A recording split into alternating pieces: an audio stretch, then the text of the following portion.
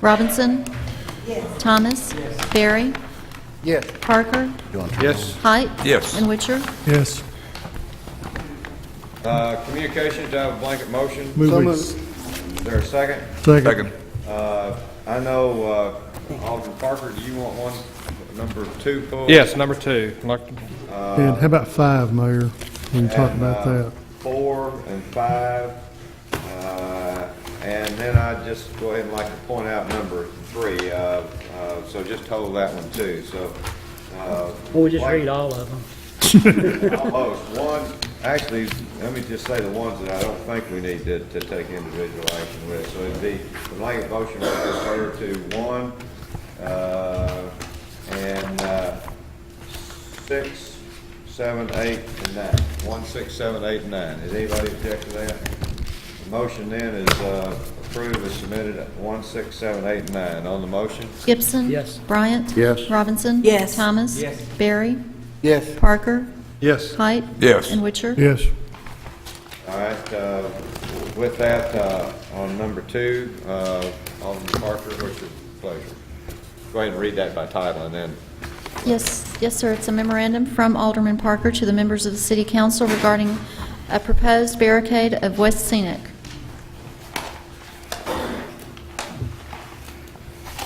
Would anyone like to hear about this?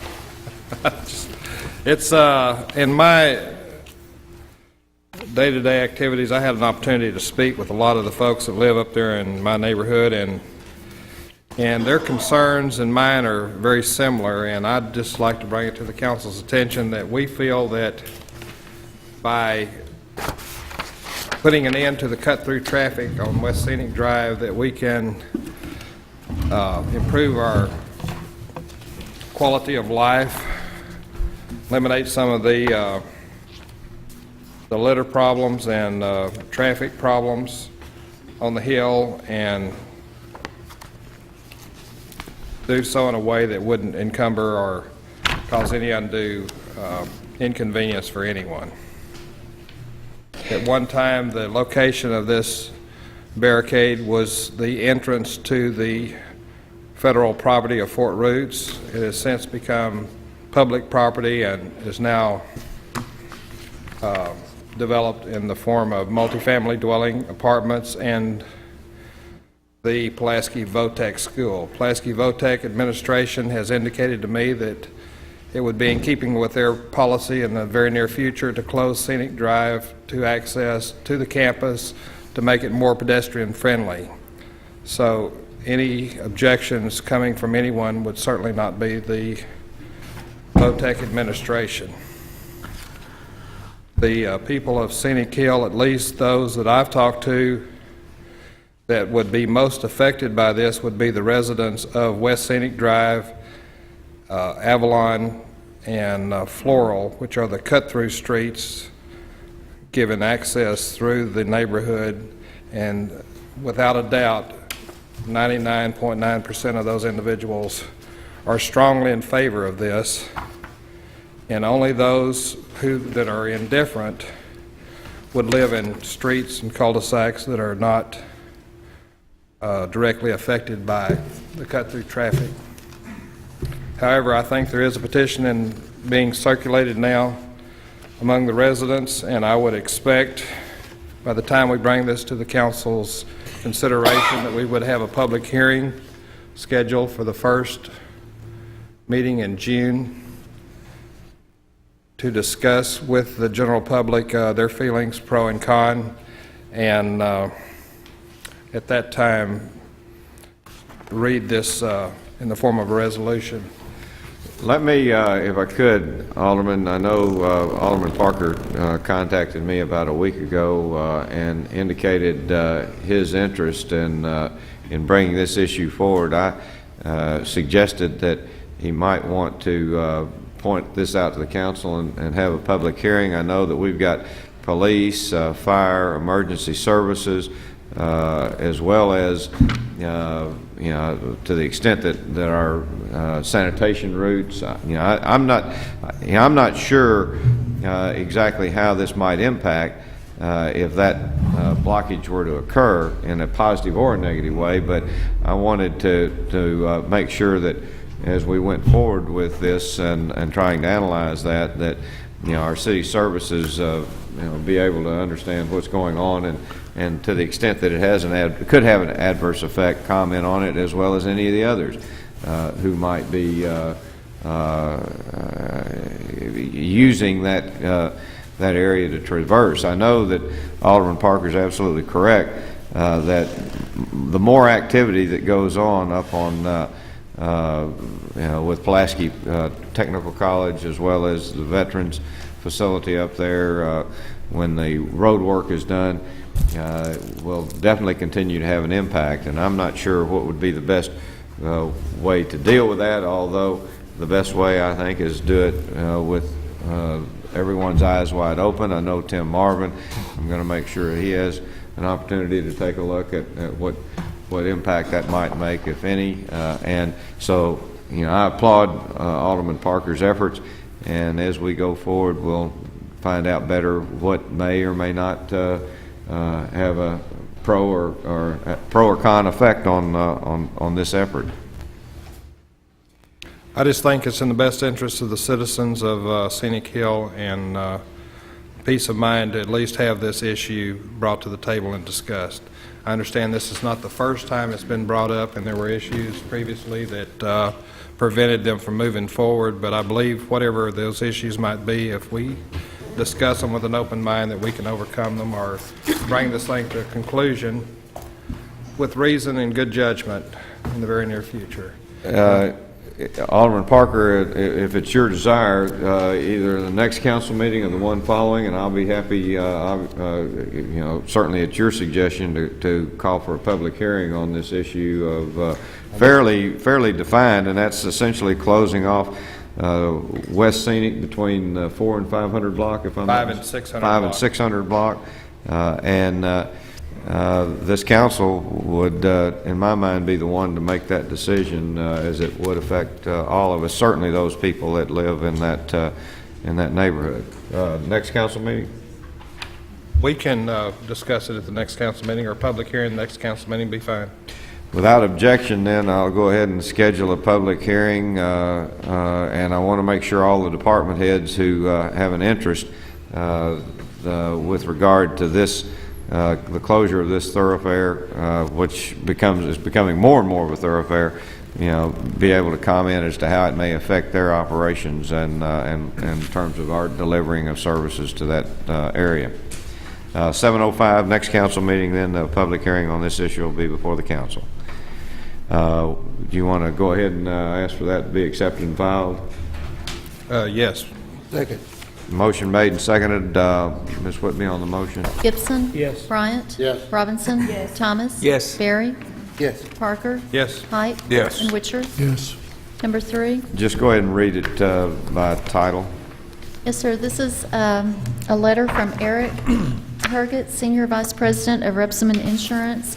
It is regarding a check in the amount of $63,002, which is from a no-claims bonus on a policy. What I wanted to point out, can I go ahead and get a motion to accept and file? So moved. Is there a second? This clause apparently is not standard, but it certainly is beneficial to us that it was in there, and that is, since we've experienced no claims over the last several years, we are in a position to receive this $63,000 check. The letter compliments the electric department. Joe Gertch, I know, is out of town with working on some issues related to Big Cajun. But I want to, on behalf of a grateful community for $63,000, thank the electric department for the effort that they put in on this. Ron, we appreciate it, and keep up the good work. Although we want that thing ginning as much as we can. On the motion? Gibson. Yes. Bryant. Yes. Robinson. Thomas. Yes. Barry. Yes. Parker. Yes. Height. Yes. And Witcher. Yes. Number 4. Why don't we sort of blend number 4 in with Mr. Rhodes? Are you ready to go ahead and make your presentation? Well, actually, we've got two things. I know let's just go ahead and deal with, why don't you come up and explain number 4, and then we'll still do your presentation right after this. Okay, could I have the screens, please? Sure. Whoever the, Oh, there we go. What I have as far as correspondence number 4 is we're talking about the Burns Park rocket slide. Currently, we've had to close that slide due to some people being injured on that. It is, I said almost 50 years old. The actual age is 37 years old, but we've repaired that numerous times and have tried to keep it because it's had historic value to the community. But what we have, or what we're proposing, is a new slide. It is also a rocket slide type. excuse me, while you're making that presentation, Mr. Boyles, come up here a second. I need to ask you a question. Go ahead. But this is the front view of that slide. It has several slides on. There's actually 4. Again, as you can see, if you remember the looks of the rocket slide, it's a similar. Miracle was also the company that made the original rocket slide that we put in 1969. What I'm asking for is a voice vote to give us permission to proceed on the purchase of this and the installation of this, and then we'll bring back legislation to do that formally like we're supposed to. But Want to tell us why we're asking the council to take a right, shortcut? it is we've looked around. This is the only thing. This is the closest and similar thing to this. You cannot just go out and there's nobody else that we've found that has anything similar to this. So it's a single source bid. And the actual cost is $99,489 when rounded off. We're not asking for any new money. We at this point in time, we're using some money we had allocated at Burns Park for to upgrade 2 restrooms at Burns Park. Also, there was a playground in the RV park, which we have decided, based on the clientele there, mostly they're senior citizens, so they don't need the playground, and then also a piece of equipment. But that's how we propose to pay for that at this time. So that would be out of the Hamburger capital budget that already exists, and it's a line item that says Burns Park. At some point in the future, we'll probably be coming back and wanting you to support those items that we had to get rid of. But this is the front view of that slide. But Well, why are we not bringing this legislation up? Why are we asking for a voice vote? Because I we want to wanted to be sure you wanted to do this, but either we're going to have to tear it down and get rid of it, or replace it with something like this. And so, I guess what single source, only one. I understand waiving the bids. What I'm asking is why are we in an expedited way and asking the council to voice vote? Is it, I mean, will we be able to get it installed? We'll be able to get it installed in 30 to 45 days. Currently, we've closed the rocket slide at Burns Park. So that's also the reason for expedient. Now, the commission has The endorsed commission has this. reviewed this and has endorsed this proposal. Any questions? Mayor, what's going to happen to the old rocket slide? It's going to be hauled off. Scrapped. We will put this one back in that same location. Okay. I think there's a fear, and you can help amplify this, that might very well be an attractive nuisance. It's Yes, outlived its life. We don't want anybody hurt on it. There have been several kids that have been hurt Metal recently. slide the surface keeps bending up, breaking, and constant replacement. People are cutting, but have been cutting their legs. The new code, they're called entrapments, but you can, if they're only supposed to be 4 inches wide now, or a person can get between those, which these are further. They were grandfathered in, but you can get between those and fall some 30 feet to the ground, things like that. So it's become obsolete. We have had some injuries recently, Yes, haven't we? right. Is there a motion? So moved. Second. Motion made and seconded to authorize the Parks Department to move forward with the acquisition of this piece of equipment, and that legislation will be brought back in confirming this at the next meeting. Any further discussion on the motion? Gibson. Yes. Bryant. Yes. Robinson. Yes. Thomas. Yes. Barry. Yes. Parker. Yes. Height. Yes. And Witcher. Yes. Number 5, Please read it. This is a memorandum dated May 3rd, 2006, to Mayor and City Council from Robert Voiles. The subject is the location of Pike Avenue roundabout and proposed new roadway alignment. Attached is the proposed alignment from McClelland engineers regarding the roadway that will replace River Road and support a proposed new substation west of Pike Avenue along the Arkansas River. This proposed collector road was added to the master street plan several months ago and will replace River Road as the primary route west from Pike Avenue south of the Barron Cross neighborhood. Let me, Mr. Boyes, you want to come up just real quick? Can I get a motion and second? So moved. You know, as we know, we've got that area is under study to try to define a new connector that would join River Road with Pike Avenue and essentially bypass the old River Road, coming in somewhere around Paul Duke Drive, if I'm not mistaken. While this does not exactly lay out the line, it's very close and it's a beginning. We've been working with Ms. Farrell, who is one of the prime developers in that area that wants to have a planned new community, and we wanted to bring this to the council's attention. We're not asking for any vote or anything tonight, but there's a good likelihood we'll be bringing legislation in. You know, once the road is set, then you know, subject to the council's direction, we're going to be moving in the direction of you know, perhaps beginning the acquisition of right-of-way. And so, you know, we wanted to get this before you as soon as we could, and that if there are any questions or any concerns, you could raise that. We're looking at the roundabout as one of the methods of having traffic access River Road and Pike Avenue, and you know, the new alignment. So, you know, if you got any concerns, please ask them as we move forward, because we're going to try to move this down the road. We're all very interested in trying to make something happen in that Barron Cross area. Any comments? One question. Mr. Voiles, I'm sure that it shows no connection on the River Road, or what would be the entry to River Road off of that roundabout. The subdivision is under study.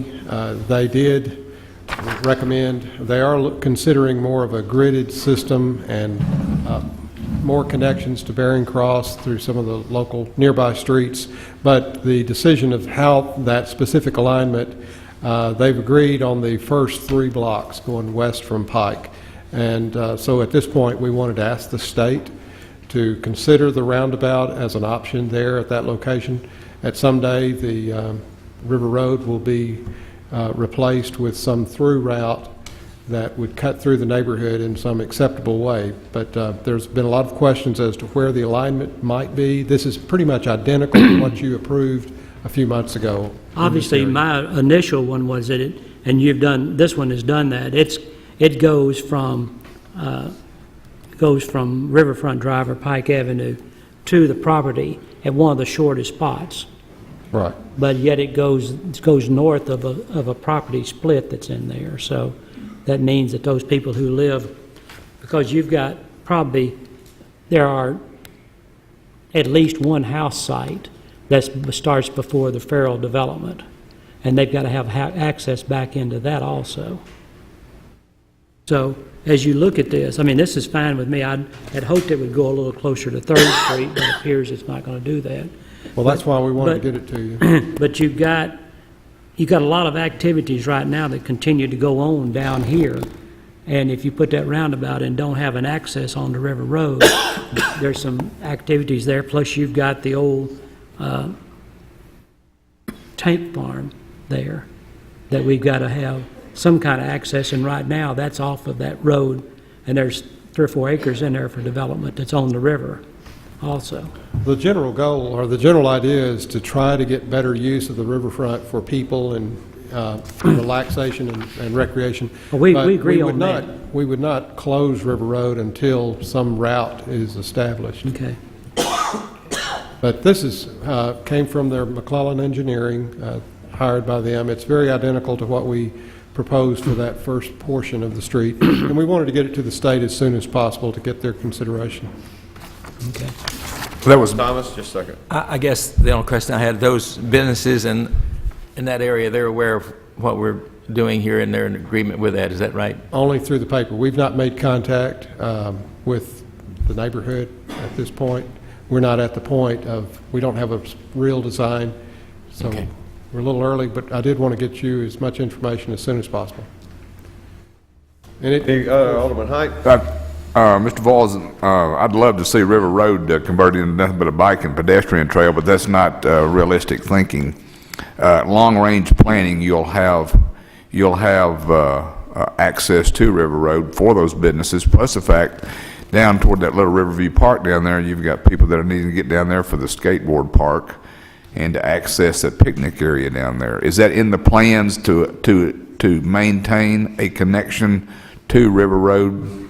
yeah, the concept would be to build a road of some sort, maybe circuitous, to keep it from being a fastly traveled route around and through the neighborhood, the new neighborhood, to River Road. But of course, you have Paul Duke Drive that does provide direct access, and it'll remain. So that it is realistic to think then that us It is bikers and pedestrians will not have to have the fear of those cars and vehicle traffic going down River Road. That's a big part of the proposal, is to Great. try to convert it to something like that. Thank you. Mayor, Alderman Witcher? regarding the roundabout, how many cars would this handle on a daily basis? And how many cars are going through there now? I don't know if Tim Marvin's here. I think it's around 30,000 cars a day that travels Pike Avenue, average daily traffic. This is shown to be capable of carrying it, but it's a 4-lane roadway leading off with 2-lane legs on the east-west route. So it is something that the state is not used to. We may have to, the approach lanes may have to be merged into a single lane, but we want to let the traffic engineers come up with the best plan to do that. Of course, it's a problem now with that weave and merge that you have today. It's a different concept. Traffic engineers say that it works. We haven't tested it. That's, my only experience is in the District of Virginia, in the District of Columbia and in Virginia, and I get lost on a regular basis on those things. So this It'll be a fairly simple design in that we're reducing it to 4 legs instead of having Pike continue south as with a 5-leg type roundabout. So that helps. But I'm going to leave it up to the traffic engineers to advance what they say is the best plan. we, Thank you, Mr. Boyles. Any further discussion on the motion? Gibson? Yes. Bryant? Yes. Robinson? Yes. Thomas? Yes. Terry? Yes. Parker? Yes. Height? Yes. And Witcher? yes. I think that's all the communications except for one, and what I want to do is call the council's attention to this and tell you why that I'd like to ask for a voice vote. We'll bring this resolution back having to do with the provisions of video services that are currently before the Congress, and I was, each of you have a copy of this resolution. The City Attorney's Office has helped us in conjunction with staff of the U.S. Conference of Mayors. I was on a conference call last week with some members of Congress, also spoke with the office of our own Congressman Snyder. The Congress is likely to deal, the full Congress on the House side, is likely to deal with the video cable, and I forgot it's got a title that is somewhat descriptive that's moving through Congress right now, and they're essentially trying to take the right of franchising away from cities, along with some other activities, and the opponents of the move that is supported in large measure by the telephone communication industry, and in fact is opposed by the cable, I guess, if I could just say, as a bit of the battle of the big boys. Where we are is wanting to maintain our rights of way, want to maintain our franchising abilities, and this is going to come up in all likelihood, as we were told last week in this conference call, before the Congress, the House this week. And as you look at this resolution, it's reasonably self-explanatory. It talks about, the city being able to retain the current services that it has. Now, there is some pessimism that we'll be able to defeat the current bill, but there is some optimism that we might be able to have some reasonable amendments attached to it.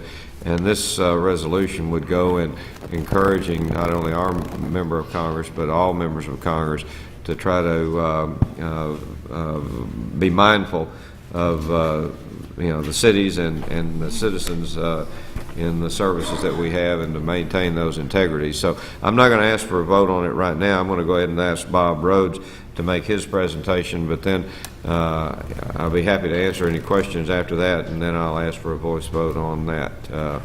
Mr. Rhodes? Okay, we wanted to come tonight and tell about one of our programs. I'm not going to do that. I'm going to let Jeff Kaplinger, who is our program supervisor, talk a little bit about the after-school program, and then one special program that they have going on, and then we want you to participate in that program. So, Jeff. Welcome, Jeff. Thank you.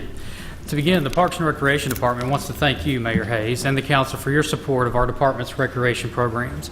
Our after-school program, Aspire for short, currently serves about 240 elementary students using 6 staff and 8 volunteers in 3 community centers. We're in the process of adding additional staff and volunteers to our program. Aspire strives to provide our participants with a supervised, structured, and safe environment. Students are able to receive help with their homework, receive tutoring, and participate in other various activities, which include athletics, life skills, games, science, and arts and humanities. Last week, we celebrated Space Day by participating in the Student Signatures in Space project. We are here tonight to invite you to participate with our students by signing a poster. Ernest Peoples, one of our program leaders, will tell you more about this project. As he's doing that, I would like to pass this poster around for y'all to sign. I know that there was some effort to have some council members sign it ahead of time. I know I haven't had a chance, so if you'll just start it coming around, and those that haven't, if you'd like to have your signature going into space, I think that's what we're about to find out. Yes, sir. Basically, the Space Day program is a Space Day program is a program set aside to celebrate the achievements of space exploration. It was sponsored with NASA, the Lockheed Corporation, and several space advocacy groups. The Space Day program actually was celebrated May the 4th. We took that week of May the 4th to coordinate and correlate activities for the students, to sort of give them some understanding of the Space Day and what it all entails. We also have this S3 program, which is the centerpiece of the Space Day program. And basically the S3 stands for Students' Signatures in Space, as the mayor alluded to. And what we do with that, we take the poster that you see here that has been passed around, and we take it out to all the different sites where the children participate in this particular program and have them to sign that poster. And upon signing that poster, which that date will end June the 1st, we will take that poster and mail it back to NASA. At that point, they will send that poster on the next space shuttle mission. It'll go up in space and it'll come back. And once it returns to us, we'll frame it and place it in one of our halls of recreation. Now, this doesn't happen with everybody. We are No, sir. we're somewhat special. Yes, sir, we are. We very much so. We are the only state, Arkansas, we're the only recreation center in the state that participates in this program. That I know of, and I'm pretty sure that that is pretty accurate. The first program that they had dealing with this started in 1997. That was the first actual S3 program. It had over 222 organizations to participate. It had over 96,000 students to sign the posters. The second time around, it actually increased by 700 organizations, Over 500,000 students signed the poster and participated in the program. Just to name a few, this is not only national, it's international too. There are a lot of programs all over the world. Some of the countries that participated were Australia, Austria, Belgium, Belize, Canada, Chile, China, Czech Republic, Denmark, England, France, Germany, Greece, Guam, Hungary, India, Israel, Italy, just to name a few. But there are quite a few countries actually participate in this program.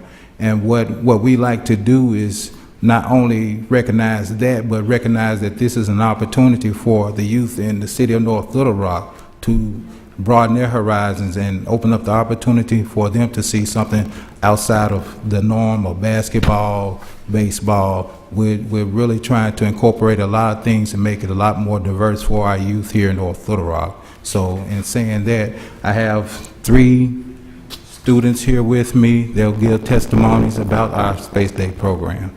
And they are Tariq Spring,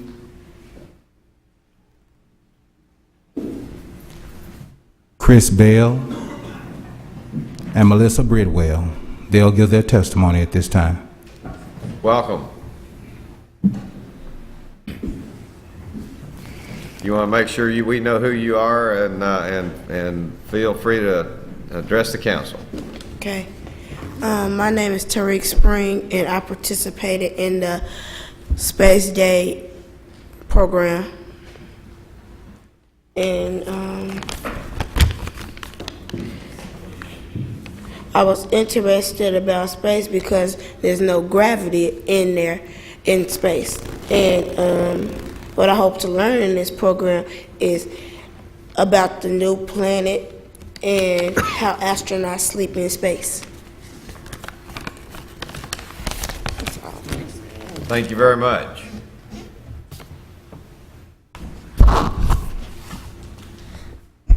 Good evening. Good evening, Mayor Hayes and the City Council.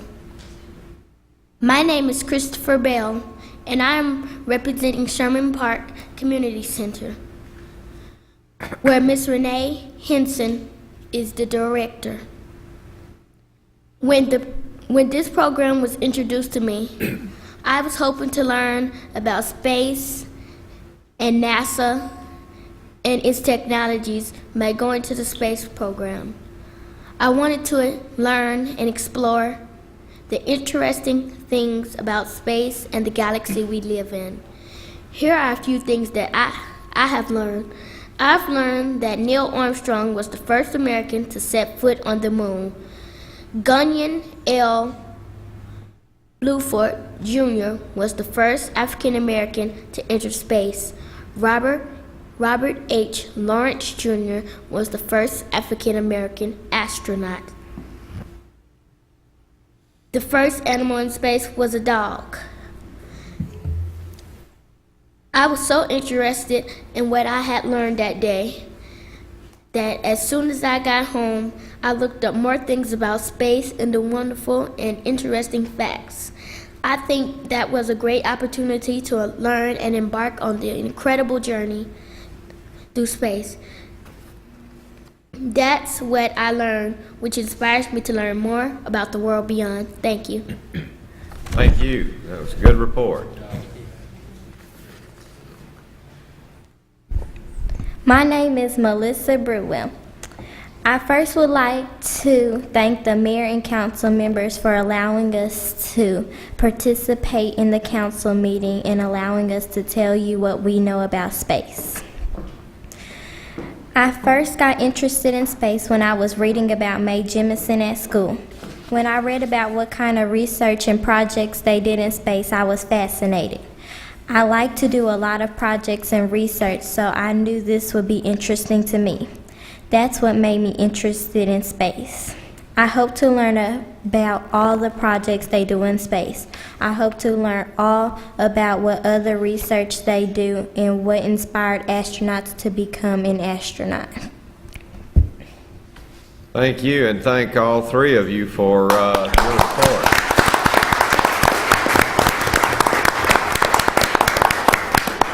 And Mr. Rhodes, on behalf of, I'm sure, the entire council, the community, thank you, your staff, for helping us become involved in a really unique experience, a unique opportunity.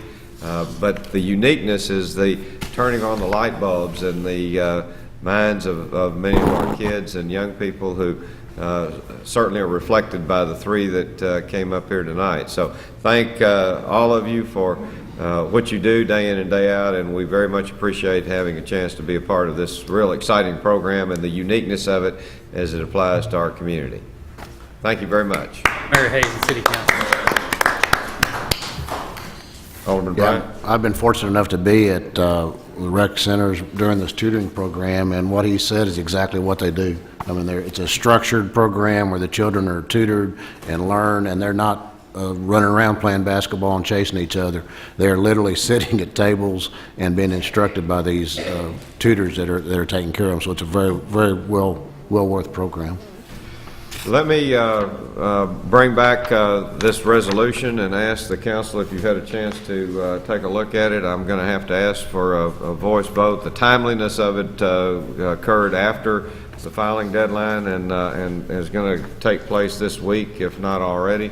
So is there a desire by the council to move forward with this? I'll make the motion, but Mayor, I got a couple of questions, and this is probably the first piece of legislation that I've had to read all the whereases, because the whereases are part of the therefores. And I've obviously never seen that before. But there's a lot of things I've never seen before. If I understand right, this Congress is debating a bill between two groups who have very strong lobbyists in trying to take away the city's rights in regard to having some control, as little as it may be, over our own city properties in regard to what goes on city property, what goes down our right-of-ways. And we're simply asking Congress to don't take away the rights that we already have in regard to that. That's basically correct. There's the biggest whereas, and obviously you're right, the language does incorporate the whereas. It goes on to indicate that there are certain things that we've been provided vis-a-vis the cable industry that we are maintaining our rights we ought to have as these other communication opportunities move forward. For example, government access channel, educational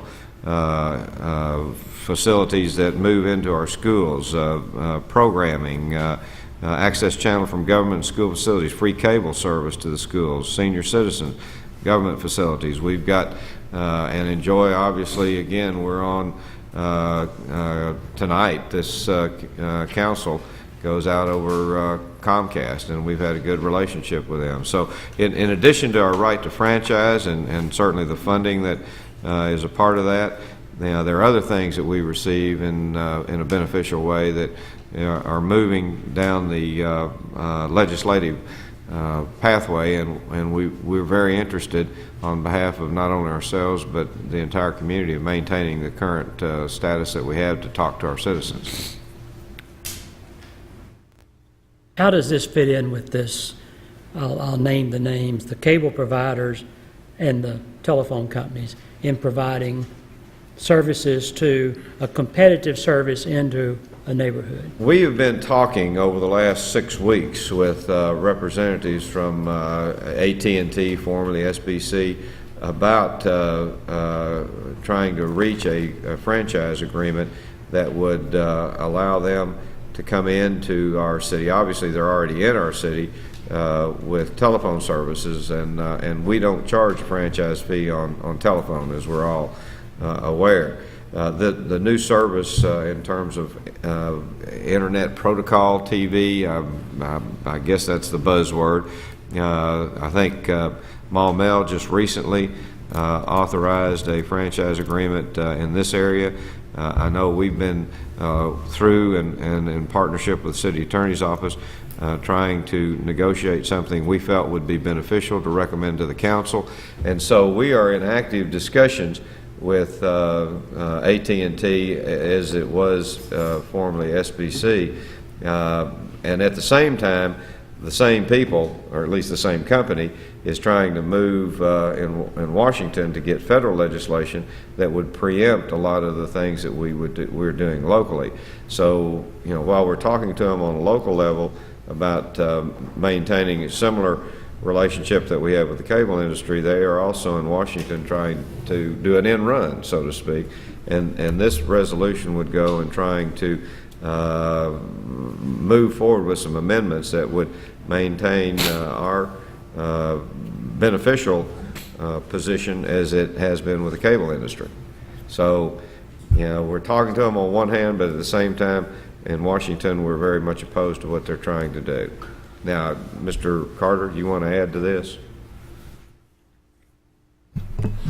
I think you've covered it, Mayor. I mean, that's all the basis. We're still in ongoing negotiations, but there are competing forms of legislation in Washington right now. And there's just a desire to express what the cities want, what we want out there, and let our congressmen know that.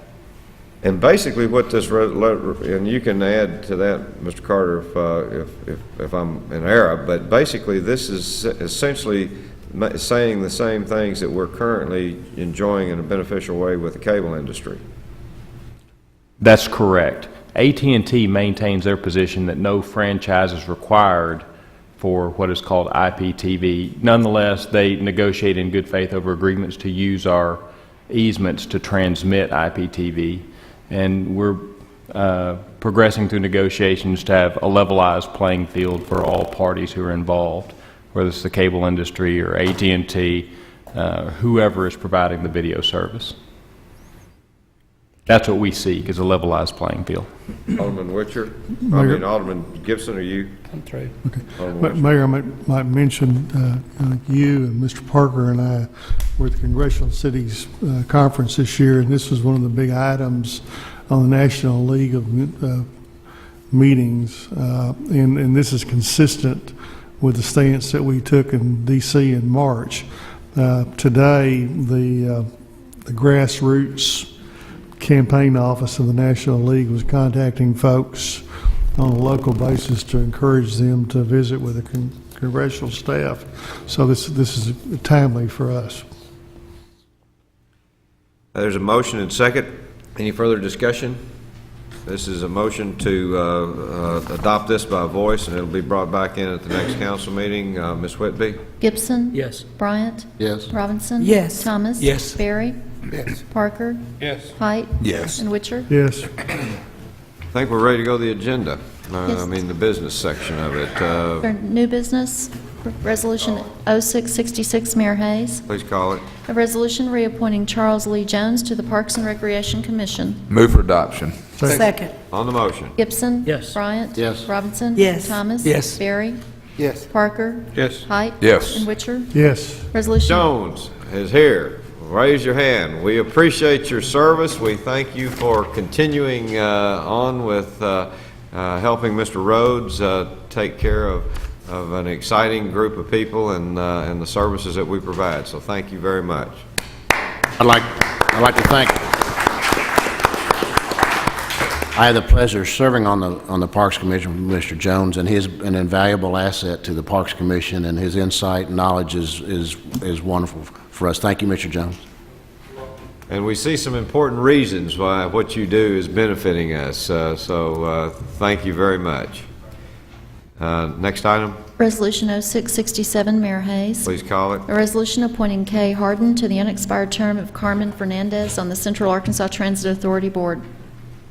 Move for adoption. Second. On the motion? Gibson? Yes. Bryant? Yes. Robinson? Yes. Thomas? Yes. Barry? Yes. Parker? Yes. Height? Yes. And Witcher? Yes.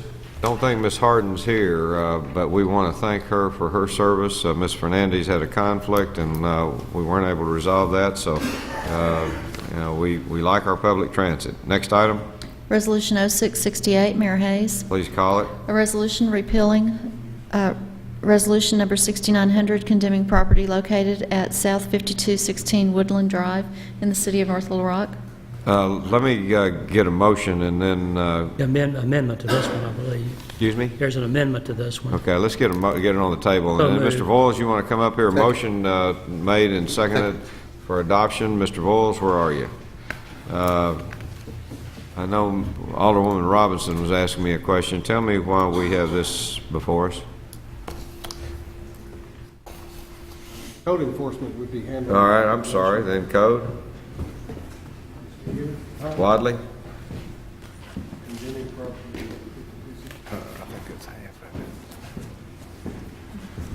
It's my understanding that there's an owner for the property, and this owner's counsel contacted the city attorney's office, and they worked out agreement on the purchase and the remodeling of the property.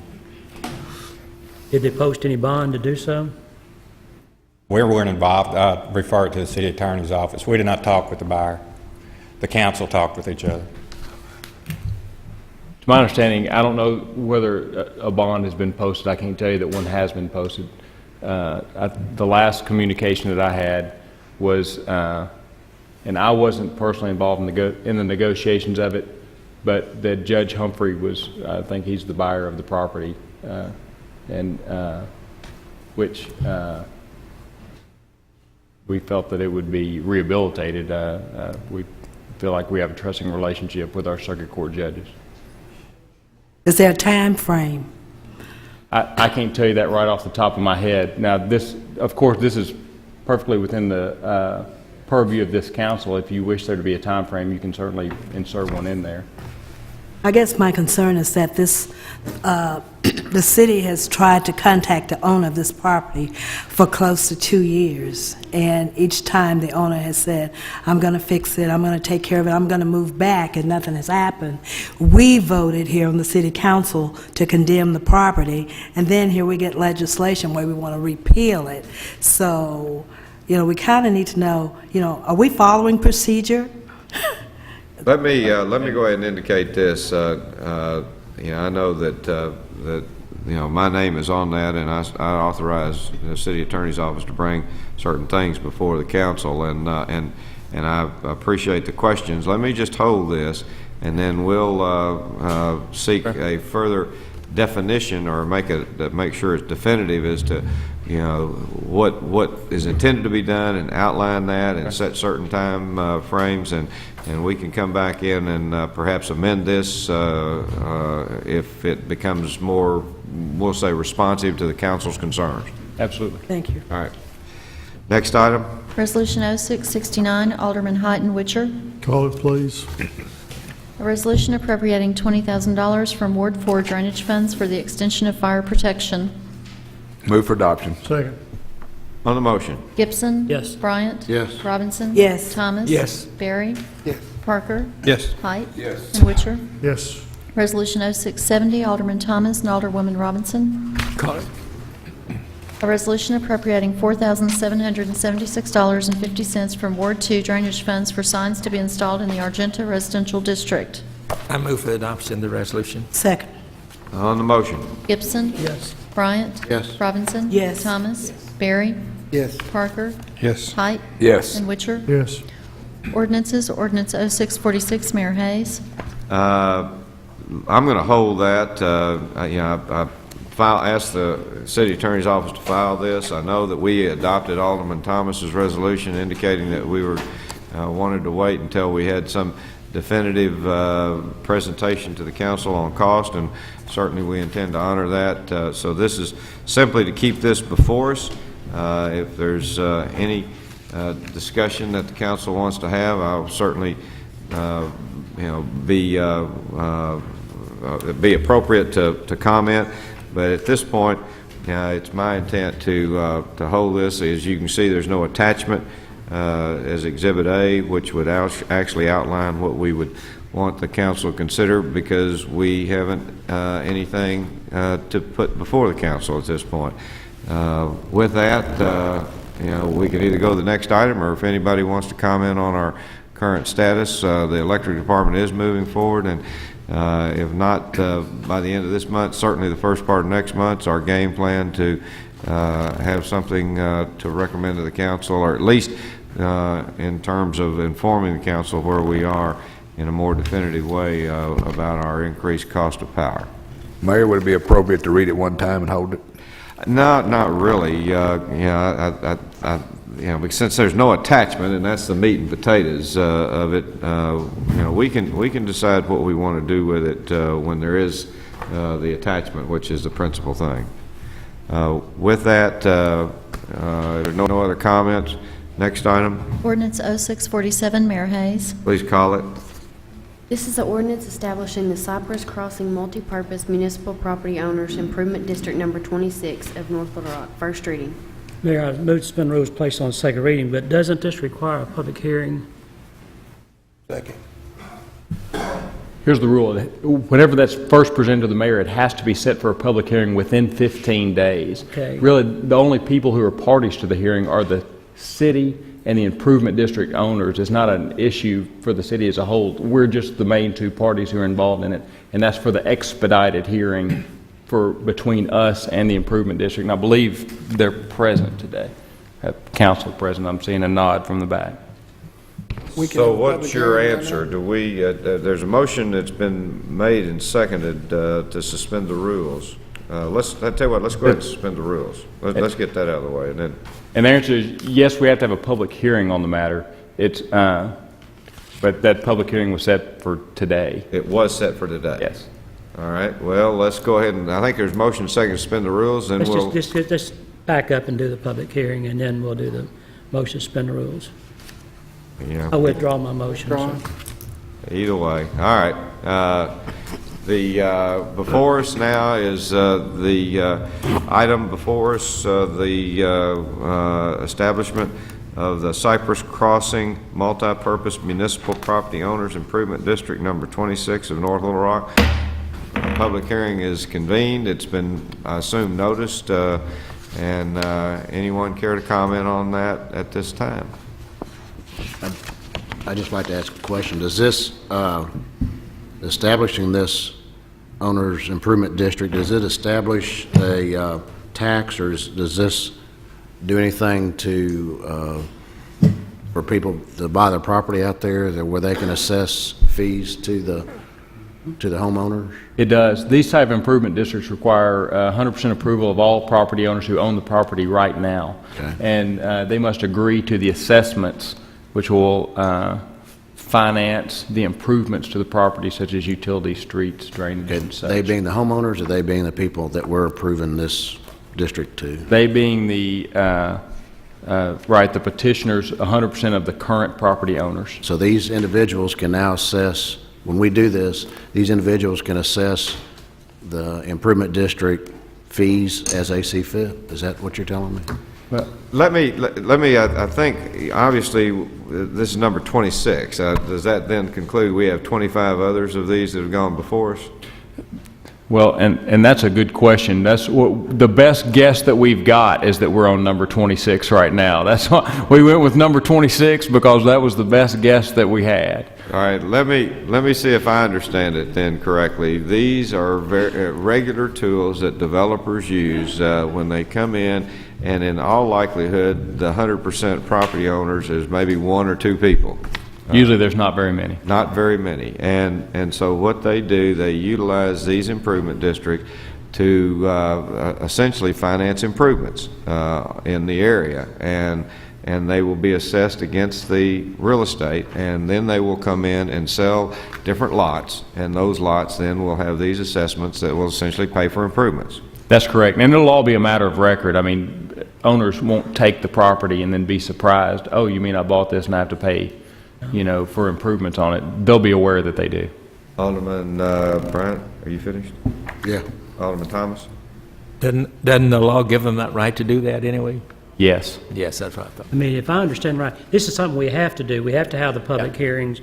I think the main thing we need to do is make sure we cross the T's and dot the I's, so when they move forward, there's not a hiccup somewhere.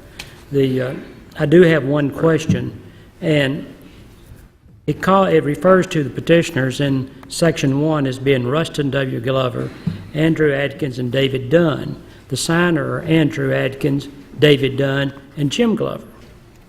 So there's a difference in the petitioners and the people who sign a petition in the piece of paper attached and in the Section 1, unless Rustin W. Glover and Jim Glover's the same person. Well, we got two very capable attorneys here. Mr. Bob Harden is in the audience, and as well as our own city attorney. I think the council is wanting to make sure that we, whatever action we take is appropriate to accomplish what your desires are. So, y'all want to let us know?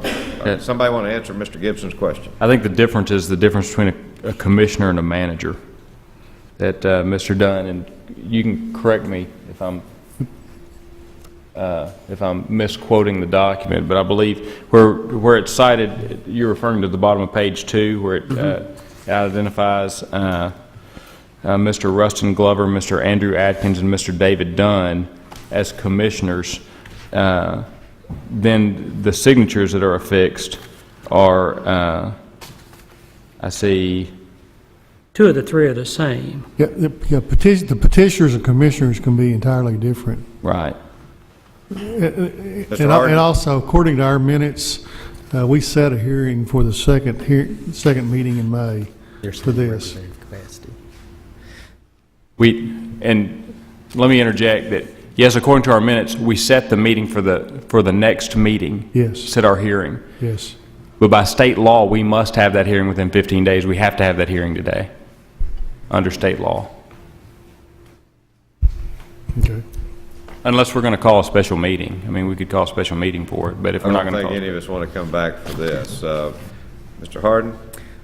If I can address just a minute, the petitioner is actually an entity. It's Highway 165 Development, LLC.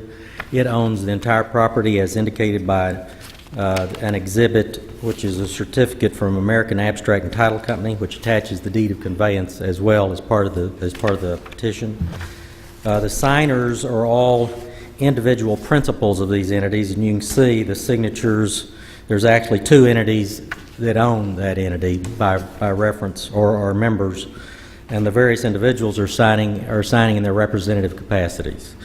You have to have individuals as commissioners, and therefore we're asking that these 3 individuals, Rustin Glover, Andrew Atkins, and David Dunn, be appointed as the commissioners, even though the land itself is owned by an entity. Okay. I understand. I don't like to do these things twice. Yes. And we've had to do them twice. And Yes. I understand we have to have a public hearing and we have to okay it. So I'm ready now to move forward. Okay. Any other questions? We need to suspend the rules. I'll move suspend rules, place on second. Second. Motion made and seconded, suspension of the rules. Ms. Whitby? Gibson? Yes. Bryant? Yes. Robinson? Yes. Thomas? Yes. Barry? Yes. Parker? Yes. Height? Yes. And Witcher? Yes. This is an ordinance establishing the Cypress Crossing Multipurpose Municipal Property Owners Improvement District Number 26 of North Little Rock. Second reading. Move to suspend the rules, place it on the 3rd reading. Second. On the motion? Gibson? Yes. Bryant? Yes. Robinson? Yes. Thomas? Yes. Barry? Yes. Parker? Yes. Height? Yes. And Witcher? Yes. This is an ordinance establishing the Cypress Crossing Multipurpose Municipal Property Owners Improvement District Number 26 of North Little Rock. Third and final reading. On the question? Gibson? Yes. Bryant? Yes. Robinson? Yes. Thomas? Yes. Barry? Yes. Parker? Yes. Height? Yes. And Witcher? Yes. On the emergency, Gibson? Yes. Bryant? Yes. Robinson? Yes. Thomas? Yes. Barry? Yes. Parker? Height? Yes. And Witcher? Yes. Ordinance 0648, Mayor Hayes. Please call it. This is an ordinance allowing a special use for a body piercing shop in a C1 zone for certain real property located at 5100 JFK Boulevard, number 8, in the city of North Little Rock. First reading. Let me indicate to council, and I think the applicant's here. Is Ms. Ritchie here? It's my understanding that the applicant has had a business in the Park Hill area for a number of years and has gone before the Planning Commission. It was a favorable vote. Mr. Voiles, what was that vote? 7-1 to allow this special use. And I think we all could have, and I'm sure certainly do, have opinions on different kinds of body decoration. I don't think any of us probably would fault one for wanting to pursue their profession, and to do it in an area that's basically similar to where they had. With that, I would certainly support this and put it before the council.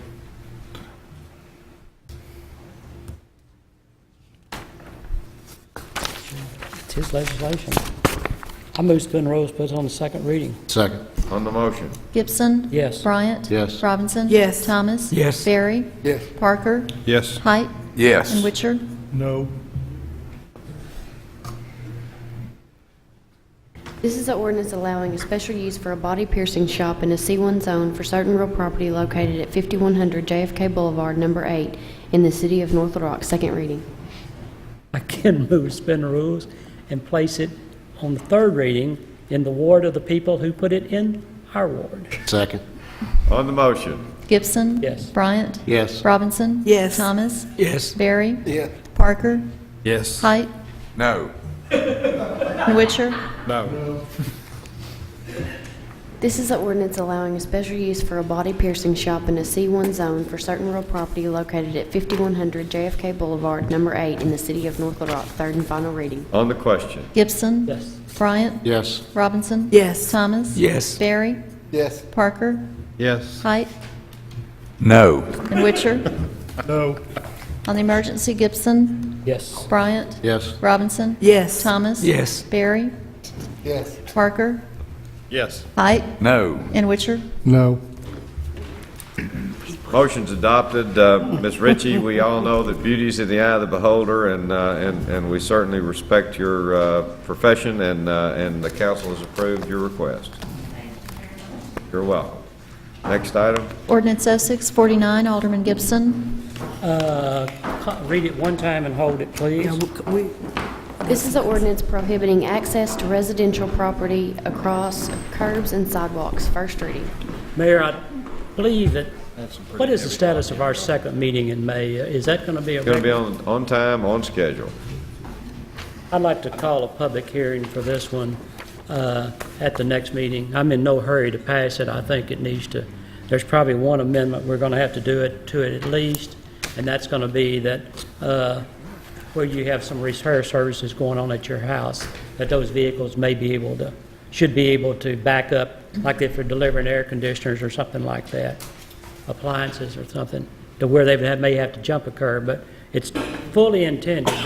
We have been, we've had a long discussion in trying to count the number of new sidewalks and new curbs and gutters that we built in the last 7 years in North Little Rock. And it's very difficult to drive by and see parts of those deteriorated simply because people choose to jump them to pull up into their yards and park on a regular basis. And I know Mr. Thomas asked me about the roll curbs. If there's a sidewalk there, I still got the same problem with jumping a roll curb and doing that. I guess, pardon me, the only question I had, is it a great enough problem that we need an ordinance for the whole city, affecting the whole city on this? This one affects the whole city. I know, but I haven't seen that problem, and I just wondered, in your areas, the area that you're speaking of, is it great enough that we need an ordinance prohibiting that? Unless someone, I don't think a person should be able to jump a horizontal curb and pull up into their yards on a regular basis. Every one of these have a driveway, and if they'll enter on the driveway is reinforced concrete. The sidewalk that's there is also reinforced. It's made to handle it. What's not made to handle it is people to continue and jumping curbs and going up in their yards. We spent, and you've spent a lot of money in your area, putting in sidewalks and putting in curbs and gutters. And is it a big enough problem? Yes, it's a big enough problem. I mean, if I could pass this and say, you can't do this in Ward 1, but you can't do that. It has to affect everybody in the city. And we'll have an opportunity starting the next meeting, and I'm in no hurry to pass it. This is a 3 or 4 meeting piece of legislation. I'm really concerned about, even if it's put in place, how we're going to police it. You just have to do it simply by complaints from neighbors. How do we do most of the code enforcement stuff now? Well, neighbors have to call in, but Yeah. I'm with Mr. Thomas on this, you know. In our neighborhoods, a lot of our curbs are the roll curbs, and many of our communities do not have sidewalks, so. But if they're not going to be in violation of it then. So they won't But be. they should be. Why can't they drive into their yard on a driveway? drive into their piece of property on a driveway.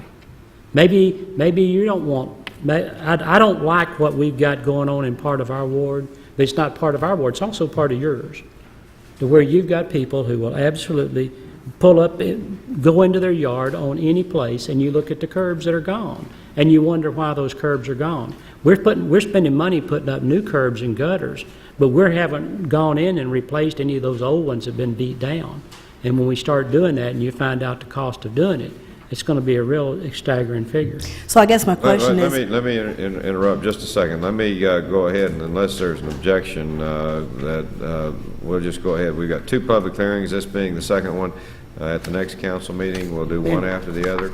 And I would encourage people who this would affect to come and talk to us. With that, let's set this discussion aside for the next public hearing. That'll be at the next council meeting. Next, back to the agenda. Ordinance 0650, Alderman Gibson. Call it, please. This is an ordinance allowing a special use for a daycare center in an R3 zone for certain real property located at 1608 Pike Avenue in the city of North Little Rock. First reading. Mayor, this is one of those, it's between 16th and 17th on Pike Avenue. It's got access from the back and from the front to the piece of property. I question, like everybody else, the need to have this many daycares in our city, but the Planning Commission went through the whole process, and 8 to 1 vote passed it. So, and this is the first one, and I appreciate planning putting this in there. Section 2F, a business license will be not be issued until North Rock Planning has confirmed that all requirements have been met. This means that it cannot open until they've done all of the things in regard to the landscaping and the driveways, and I must also let the person who's applied for it know, hours of operation are 6 a.m. to 8 p.m. If they violate that, they lose their special use, and they're out of business. And so, having not one that's going to try to pass this on the first meeting, I want to hold it. Next item. Whitney. 651, Alderman Gibson. Call it, please.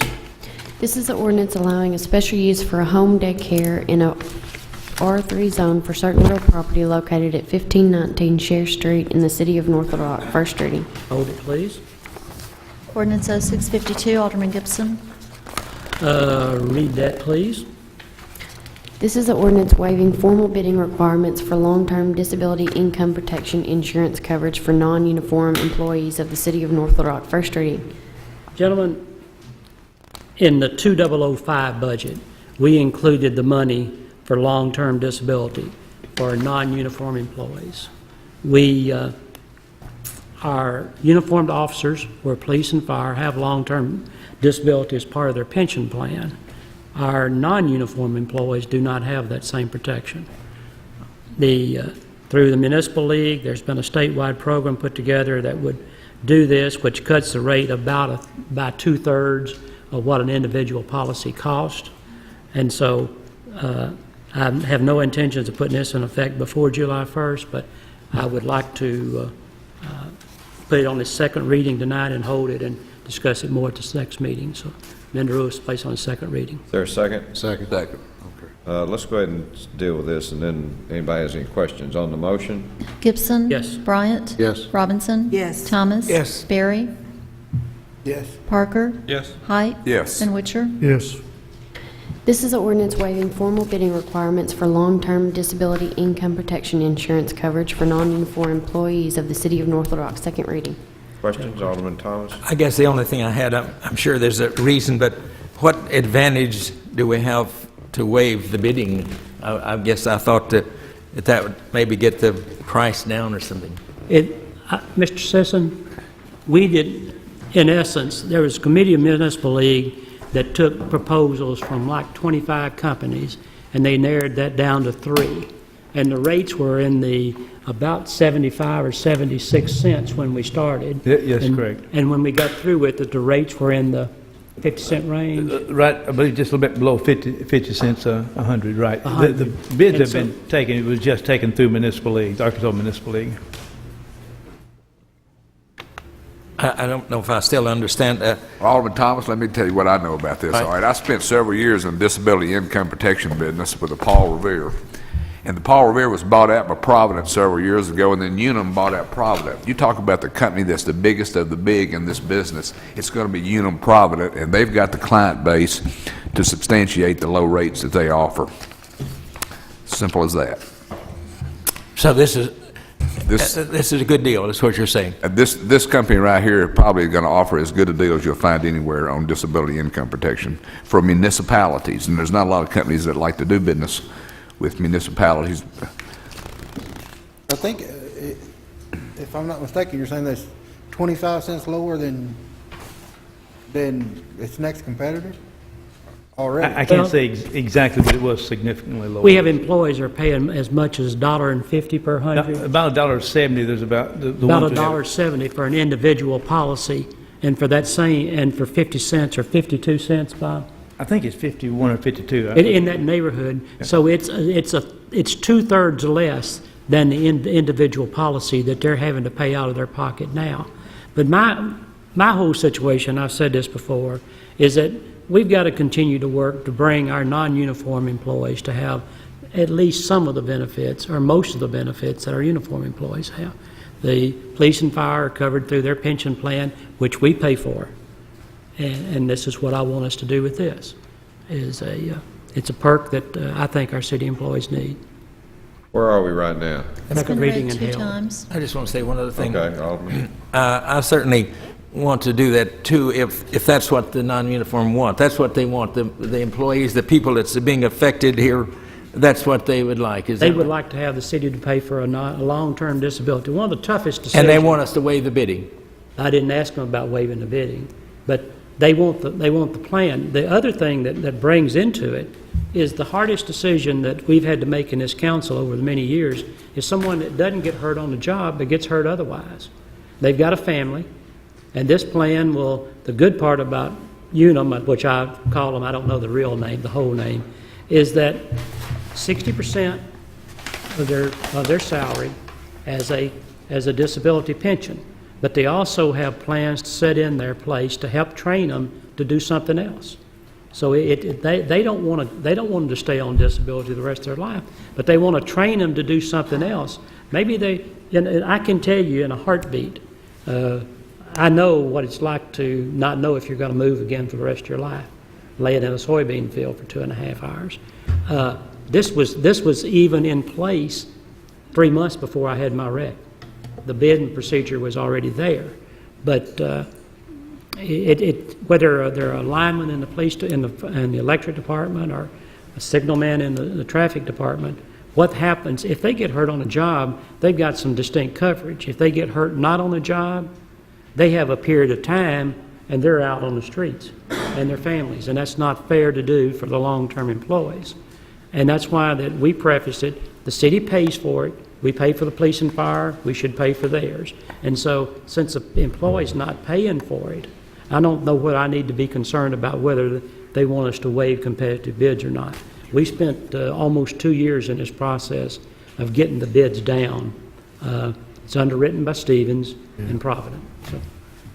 Alderman, this is the same insurance, Unum, that the employees that have it pay for it themselves. We took bids several years ago and selected Unum if the employees want to pay for it themselves. So this is the same company. That Unum was the only one back then that really bid on our disability. So what you're telling me, the non-uniform, they're going to be happy with this, and that's what I want to make sure that they are. Here again, there's no reason they wouldn't be happy, Alderman. I mean, they're getting a benefit. The ones who are paying for it now, which is about 40 of them, will get a benefit. The city will have to pay for it. The rest of them will get a benefit that they have not had before. They were the ones I was concerned about, so that's fine. Okay, where are we, Alderman? He's gonna hold it. Alderman Gibson, you said you wanted to hold it now? Alderman Gibson? He did. I'm holding it. Okay. Mayor, may I ask? Mr. Alderman Carter Gibson- brought up just a second. a valid point, though, that in regard to the waiving of whether Municipal League advertised for proposals and got pages and pages of them, and they cut that down to 5, and then actually 5 and then 3. And one of the 3 bailed out when they got down to that. So you're really not waiving So bids? the point is, whenever we prepared the legislation, I wasn't familiar that they went through that process. If they've gone through that process, you're not waiving bids, you've complied with the bidding statute. Okay. Right, we're doing it via the municipal league, but bidding has still been complied with. Well, and it's there's similar to what no we do necessity on- to waive it. Similar to what we do on a fairly regular basis when we go to the state bid. Correct. For different kinds of items. Correct. Alderman Gibson's holding it, so you might want to polish a little What bit we'll do is of it. polish it up for the next meeting. The whole thing is, I'd like to get it passed sometime before the 1st of June if possible, which gives the city a month to get everybody signed up before it That's goes correct. into effect. We do because that much. There's beneficiaries and all those other kind of things you gotta get signed up. All right, it's being held. I think that's the last item on the agenda. Any council member? Make announcements? This time to make announcements, you're going to wait? Make announcements, We'll Mr. wait. Height? Oh, well, Alderman Height? Oh, thank you. I wanted to bring up National Ride Your Bike to Work Day, Friday, May 19th, leaving from Burns Park Soccer Complex, down the River Trail and over the Broadway Bridge over, and then rendezvous with the Little Rock group that's leaving from Murray Park. And it's been rumored that the mayor is going to be riding that morning. That's just a rumor. It may, we may have a schedule problem, and the rumor may not prove to be accurate, so we'll have to see. Okay. Any other council member? A couple others, Mayor. The annual PAL golf tournament at Burns Park will be this Friday, May the 12th, and they can contact Ms. Robbins in the city clerk's office, and she'll fix them up with a golf date. Also, the Boys and Girls Club barbecue is Thursday the 18th.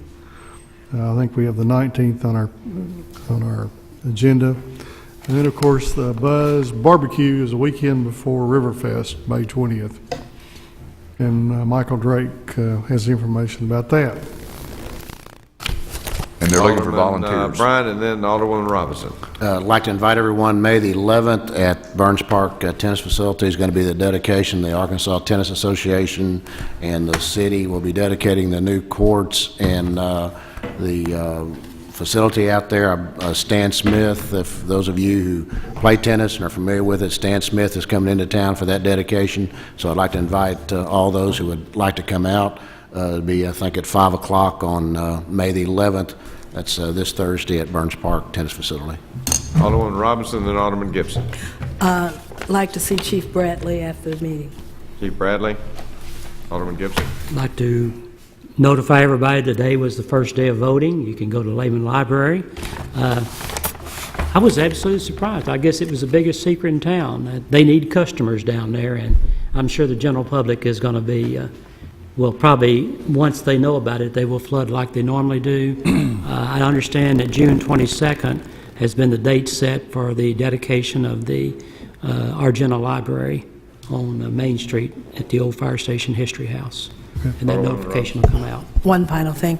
I'd like for Attorney Carter to kind of update our viewing audience regarding the mobile home on Boyer, the status of that. Of course, we engaged in litigation over that property. The city was successful, and we have an order in hand for the house to be moved. And I'd like to tell you exactly what the time frame is on that, but I just don't have that in my brain right now. And I can update you on it later. Okay, thank you. Mayor, I do have one other thing. All right, then Alderman Parker. I think publicly, I'm going to make an offer to my fellow seatmate to see if we can collaborate to see about getting gift certificates for body piercing for some of my fellow council members to come visit Ward 4. And we'll make every effort to see what we can do if either you or your spouse is interested in doing that, or your granddaughters, Mayor. Not for a while, I can tell you that. Not for a And while. Mayor, if I may, I just wanted to thank all the other council for establishing the codes as far as a retail makeup in Ward 4 tonight, for them deciding what type of retail establishments go up there on John F. Kennedy Boulevard. Thank you. I think maybe perhaps if we need something that isn't her services, and looking at the two of y'all and looking in the mirror this morning, if we had someone that could place hair on our heads, it would be a lot better. I concur. Let me bring us back to reality, and speaking of economic development, I know most of us have a memo from Todd Larson, who's the Executive Director of the North Rock Economic Development Corporation, this Wednesday, May 10th at 10 o'clock. The Bank of the Ozarks Conference Center, the North Rock Chamber of Commerce in our city, along with the Economic Development Corporation and Arkansas Department of Economic Development, will announce a significant addition to our city, and we're inviting anyone that might want to come and be a part of that to come to the Bank of the Ozarks Conference Center in the North Rock Chamber. With that, the microphone's open. Mayor, I got a comment. Oops, I'm sorry, Alderman Parker. I saw you and then forgot. I just want everyone to know that we saved the best for last, and I would like to publicly thank our Community Relations Director, Margaret Powell, for putting together another fantastic weekend of cleaning up North Little Rock.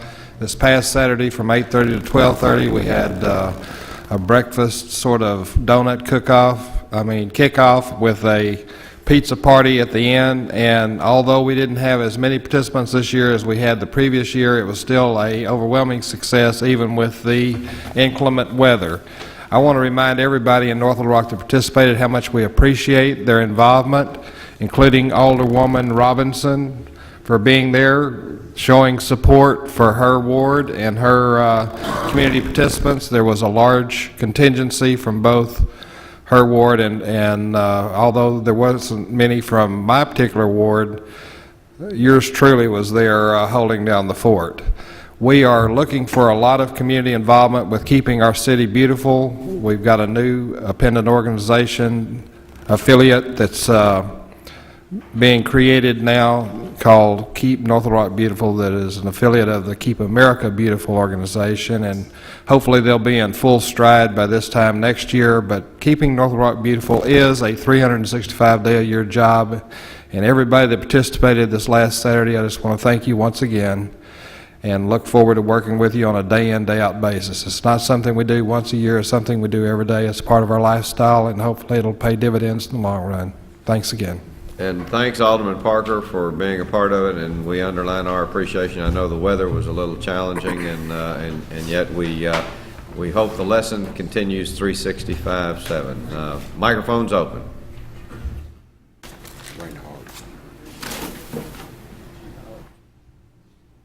Yes, my name is Matthew Richard, live here in Argenta, and I wanted to commend the council on the pace for tonight's meeting. I thought it was quite judicious to not read the electric rates ordinance when no such rates are actually specified yet, and I hope that will be read 3 times over 3 meetings once those rates are determined.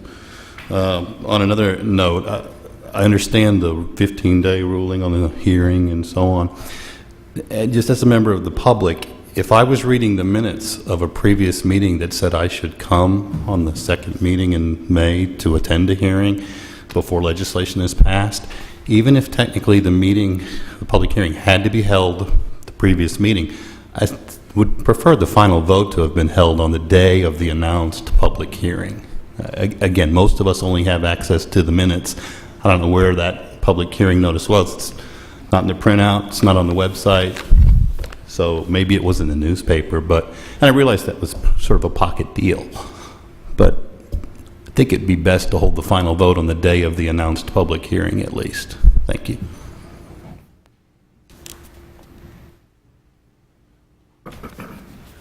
Mayor Hayes, Council, Scott Miller representing the Argenta Neighborhood Boosters. I want to personally thank, and as a group thank, Alderman Thomas and Alderwoman Robinson for the appropriation from the drainage money, as well as the City Council for their vote.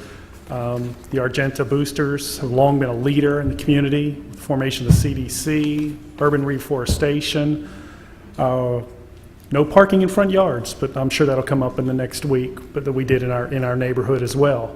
Or at the next meeting, excuse me.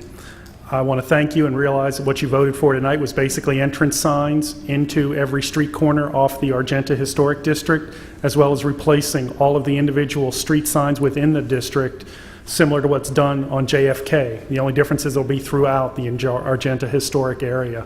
And then I want to urge you all, drive through the neighborhood. You would be absolutely amazed Houses now are appraising $90 to $100 a square foot. Last sale was 2 weeks ago, less than a week on the market, $180,000 for 1,600 square foot homes in Argenta. It's a wonderful success story due to the efforts of y'all to preserve this neighborhood, and I wanted to thank y'all for that effort, and thank you specifically Alderman Robinson and Alderman Thomas. Thank you.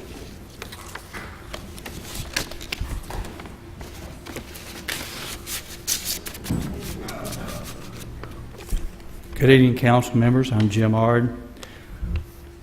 We need to also thank Eddie Powell for the cleanup Saturday. A special thanks to Ron Osborne. You can call on him when you need something quickly. He jumps to the task.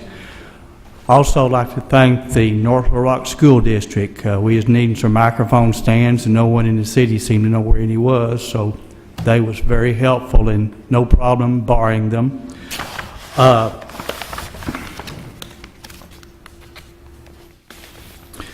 Mr. Anderson, who spoke to y'all several weeks ago over a situation with a contract with someone, seems to have the impression because he's not a citizen of North Little Rock, he's not to come down and express his feelings. I hope that someone did not share with him he should not be doing this. I feel he had a just gripe. I know personally I was overcharged, and I don't know what I'm going to do about it yet. I'm still thinking. Also, Mayor, behind every successful mayor, there has to be a secretary. There is, a very successful one, and if you're going to talk about my secretary... Oh, it's a good one. You better be accurate. Okay. It's my understanding that it was her idea for us to go riding on the boat for the thank you for the volunteers. Remember now, be accurate in what you say. I say it's my understanding that it was her idea for us to go riding on the riverboat for the thank you for the volunteers. That's correct. I get around, don't I? I enjoyed it very much. One of the council members made a comment I didn't think was appropriate, but I'll forgive him. You know, it's not right, and I'm having a hard time dealing with this. We had a council member's child call my mother's home and do terroristic threatening. If I start crying, it's because I think it's a sad thing, because he was upset. He wanted to call up my mother's home to do terroristic threatening. Mr. Ard, you need to be careful of what you say. I am, sir. We've got it on tape. I thought it would go away, but apparently it's not. I tried to apologize several meetings ago if I upset him, and the comment that was made, I thought the boat missed you. I didn't feel it was acceptable. I'm not sorry I said this tonight. I have been upset ever since it happened. My mother is 89 years old, and that isn't right for someone to call up your house and do that. I'm going to end this with a prayer, Mary, if you don't mind. Ard, you never find me objecting to a prayer. Father in heaven, we thank thee for this council. We thank thee for all the great things they do. They can make mistakes like anyone else. Members of their family can make mistakes like anyone else. I have a hard time forgiving sometimes, but I'm going to try faithfully to forgive the person that made the comment and the relative of their family that did the terroristic threatening. I hope everyone will accept this in the manner in which I intended it. It's in Jesus' name, amen. Is there a motion? On the motion. Gibson? Yes. Bryant? Yes. Robinson? Yes. Thomas? Yes. Barry? Yes. Parker? Yes. Height? Yes. And Witcher? Yes. Robert?